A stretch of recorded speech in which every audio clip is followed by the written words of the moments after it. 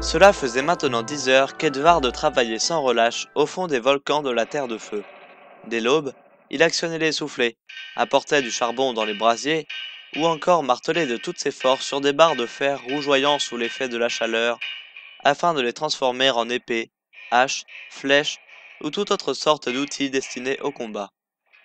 La centaine de forgerons qui travaillaient tous les jours au cœur de ces puits fumants n'avaient qu'un seul but: équiper la grande armée de Darkos Ier qui se lançait dans la conquête des dieux. Le travail était harassant. Chaque jour, de nombreux hommes tombaient de fatigue. Leur labeur étant l'unique moyen d'enrichissement du pays, ils n'étaient pas payés car ils avaient, paraît-il, une dette envers leur pays pour avoir commis des crimes contre l'État. En fait, ils n'étaient rien de plus que les esclaves du roi. Grand, les mains calleuses, le teint hâlé avec une peau de cuir, cela faisait maintenant 13 ans que le dur travail d'Edvard l'avait charpenté comme tel. Il n'avait plus rien à voir avec le jeune homme qu'il était il y a une dizaine d'années de cela, lorsqu'il avait intégré le corps des forgerons. Il allait bientôt finir sa journée lorsque Matteo Munkij, un de ses plus fidèles amis, vint à sa rencontre. Edvard, attends-moi. Ah, tiens, Matteo, que puis-je faire pour toi?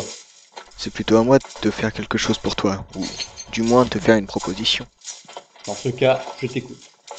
Comme tu le sais, je fais partie d'un réseau de résistance face à cet infâme gouvernement. Matteo, cela fait des années que j'aurais pu vous rejoindre. Pourquoi t'acharnes-tu à me le demander? C'est bien que je ne veux pas mettre ma famille en danger, seulement pour assouvir une vulgaire vengeance. Ce n'est plus qu'une question de vengeance, il est maintenant question de sauver ta vie. Ta peine devrait se purger il y a maintenant 1 an, et je pense que tu ne verras jamais le jour où tu quitteras cet enfer. Il faut réellement que tu prennes les choses en main. Je continue de penser que la violence ne résout jamais rien. Qui a parlé de violence? Nous avons bien d'autres méthodes pour parvenir à nos fins, et ton aide nous serait précieuse. Tu es le plus ancien travailleur de ces forges. Nos hommes ne comprennent pas la raison de ton absence parmi nous, et tu occuperais, dès ton arrivée, la première place de l'opposition. Tu pourras choisir tes propres méthodes, je te le promets.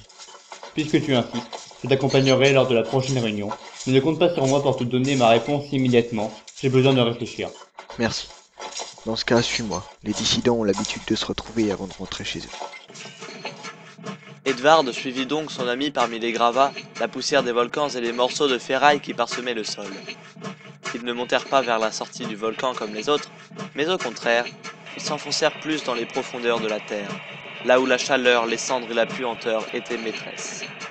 Ils descendirent si bas qu'ils dépassèrent même les dernières forges, où l'on faisait fondre le métal le plus solide.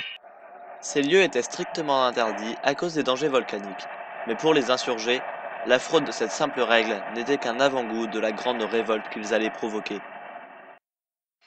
En arrivant vers eux, Edvard fut surpris de voir qu'ils étaient bien plus nombreux qu'il n'aurait pu le penser.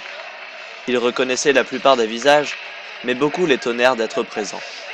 En le voyant approcher, tous se turent et le laissèrent passer avec un grand respect.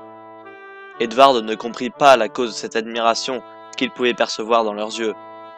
Mais ce dont il était certain, c'est que jamais il ne se sentit aussi lâche qu'en cet instant.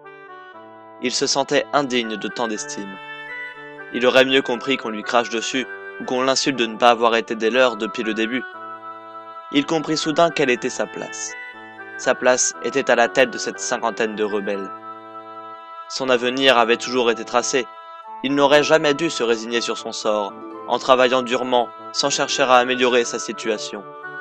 En tant que doyen des forgerons, il aurait dû monter lui-même cette résistance, et la faire grandir. Mais si une chose était sûre désormais, c'était qu'il allait les mener vers la victoire, vers la chute du royaume, et vers leur liberté, à chacun, car chacun de ces hommes méritait cette liberté plus que tout.